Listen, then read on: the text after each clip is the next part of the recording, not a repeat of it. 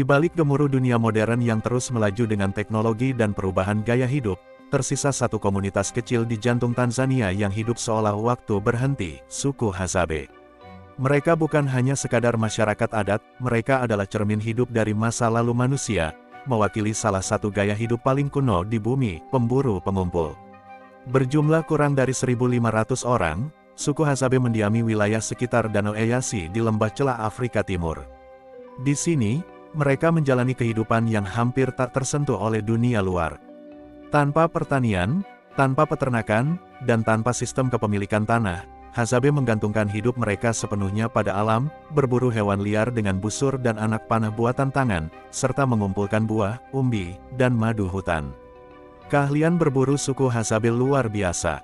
Para pria bisa melacak jejak binatang dengan ketelitian yang tak terbayangkan, memahami setiap isyarat alam, mulai dari patahan ranting hingga aroma udara. Sementara para perempuan menjadi pengumpul ulung, mengetahui ratusan jenis tanaman dan khasiatnya. Yang membuat Hadzabe istimewa bukan hanya cara hidup mereka, tapi juga filosofi mereka.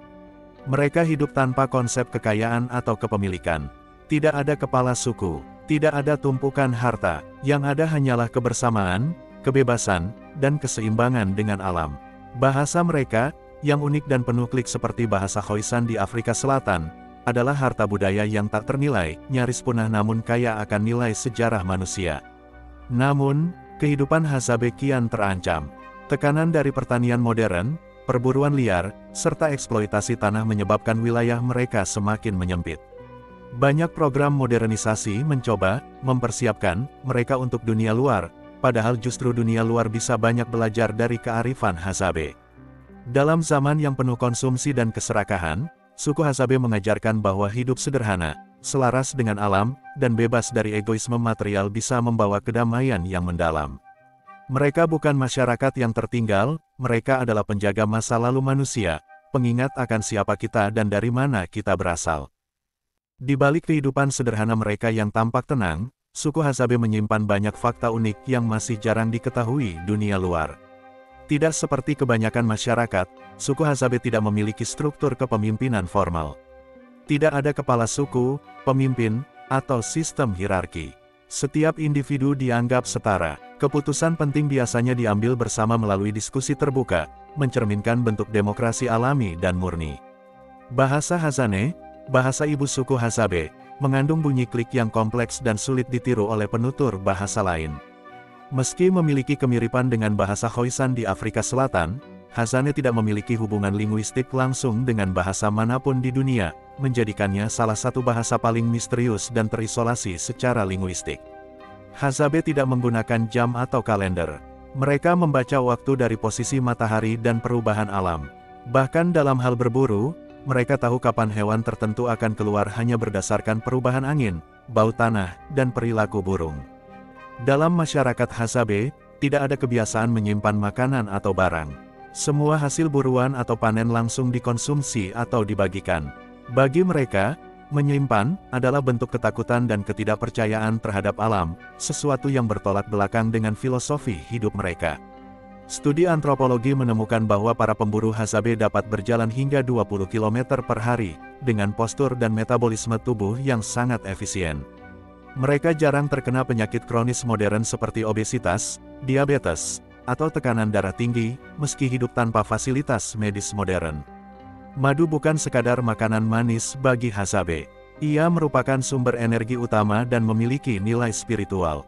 Anak-anak dilatih sejak kecil untuk memanjat pohon tinggi dan mengasapi lebah, dan seringkali berbagi madu dijadikan simbol persahabatan atau penyatuan antar kelompok.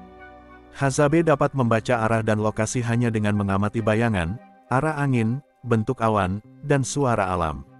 Ini membuat mereka bisa kembali ke lokasi yang sama di hutan lebat meski tanpa peta atau alat navigasi. Hubungan pernikahan di kalangan Hadzabe bersifat longgar dan tidak dikukuhkan secara hukum atau ritual resmi.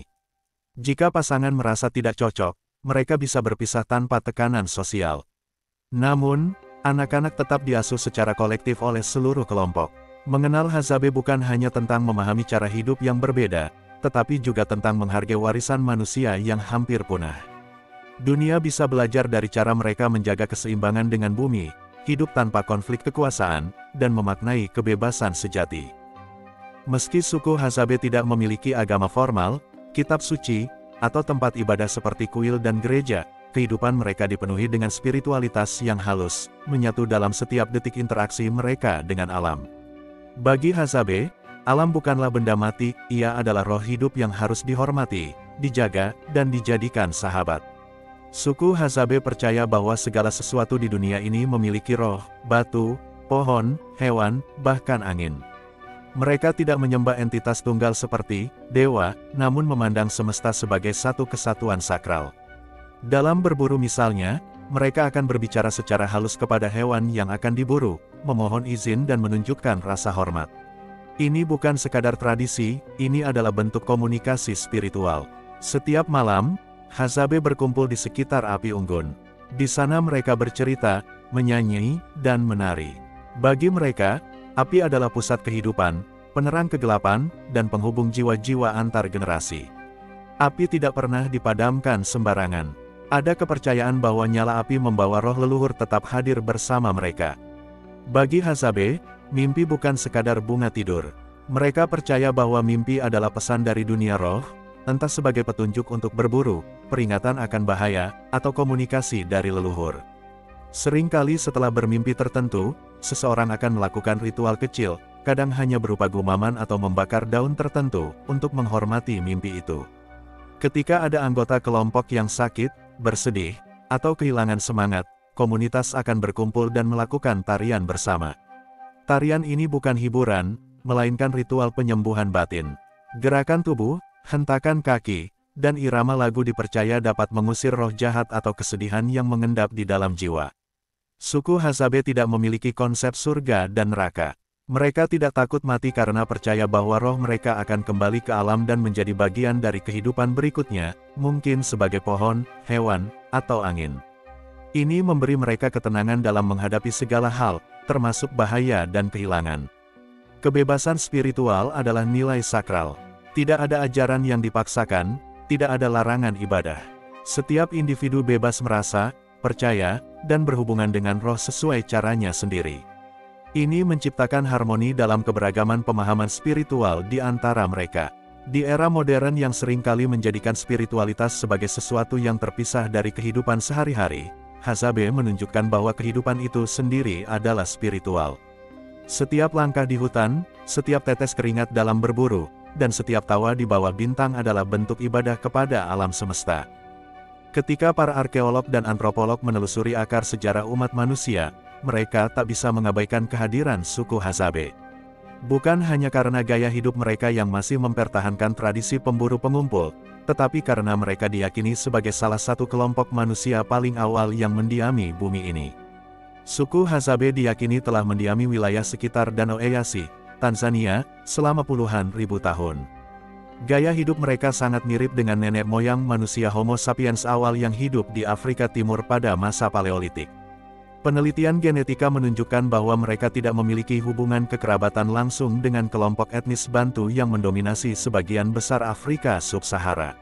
Ini menguatkan teori bahwa Hazabe merupakan keturunan langsung dari populasi manusia yang sangat kuno. Dalam dunia yang terus terhubung, Hazabe justru menjadi contoh dari komunitas yang secara genetik hampir tak tercampur dengan kelompok lain selama ribuan tahun. Mereka bukan keturunan petani atau penggembala, dan tidak berasal dari migrasi luar. Ini membuat mereka menjadi fosil hidup yang sangat berharga dalam studi evolusi manusia. Hazabe tidak memiliki catatan tertulis atau aksara. Namun, pengetahuan sejarah dan budaya mereka diwariskan secara lisan dari generasi ke generasi. Setiap cerita, lagu, dan mitos membawa potongan-potongan sejarah mereka, menciptakan semacam perpustakaan hidup yang hanya bisa diakses melalui hubungan langsung dengan para tetua. Selama ribuan tahun, Hazabe telah bertahan dari berbagai gelombang migrasi, perubahan iklim ekstrim, dan bahkan kolonialisme. Ketika bangsa lain berasimilasi, berpindah agama, atau berubah cara hidupnya, Hazabe tetap bertahan dengan identitas leluhur mereka. Ini menunjukkan keteguhan budaya yang sangat langka di dunia. Hazabe hidup di tanah sebelum Tanzania ada sebagai negara. Mereka tidak mengenal batas wilayah seperti yang ditetapkan oleh peta modern. Tanah bagi mereka adalah warisan alam, bukan sesuatu yang bisa dibeli atau dimiliki. Karena itulah, Konsep pengusiran, atau perampasan tanah, adalah luka mendalam bagi mereka, karena tanah adalah bagian dari jiwa Hazabe itu sendiri. Suku Hazabe bukan sekadar sisa sejarah, mereka adalah penjaga pintu masa lalu yang masih terbuka. Di zaman ketika dunia bergerak cepat meninggalkan akar, Hazabe justru mengingatkan kita pada asal-usul kita sebagai manusia yang menyatu dengan alam, hidup tanpa keserakahan, dan saling menjaga sebagai keluarga besar. Di tengah kemajuan teknologi, modernisasi, dan ambisi tak berujung, manusia seringkali melupakan siapa dirinya. Kita membangun gedung tinggi, tetapi kehilangan kedalaman hati. Kita terkoneksi secara digital, tapi semakin terasing secara emosional. Dalam kebisingan dunia modern, Hazabe hadir seperti bisikan lembut masa lalu, mengajarkan bahwa kebahagiaan sejati tak perlu dibeli, hanya perlu dirasakan. Dari Hazabe, kita belajar bahwa hidup tak harus selalu tentang memiliki, tapi tentang mengalami. Bahwa kebebasan bukan hanya tentang memilih, tapi tentang hidup tanpa ketergantungan pada sistem yang mengekang. Mereka mengajarkan nilai paling penting yang kini nyaris punah, hidup selaras, bukan melawan, dengan alam. Kita mungkin memandang Hazabe sebagai suku yang tertinggal, namun kenyataannya, merekalah yang justru berjalan paling dekat dengan inti kemanusiaan. Dunia tidak harus menjadi seperti Hazabe, tapi dunia perlu berhenti sejenak dan belajar dari mereka. Di hutan-hutan Danau Eyasi, ketika matahari terbenam dan api unggun menyala, suara tawa anak-anak Hazabe menggema. Mereka tidak tahu apa itu Wi-Fi, tidak punya ponsel pintar, tidak mengenal stres kota. Tapi mereka punya sesuatu yang semakin langka dalam kehidupan modern, kedamaian, kebebasan, dan makna hidup yang sederhana namun dalam. Mungkin, dalam diam mereka, kita menemukan suara hati kita sendiri.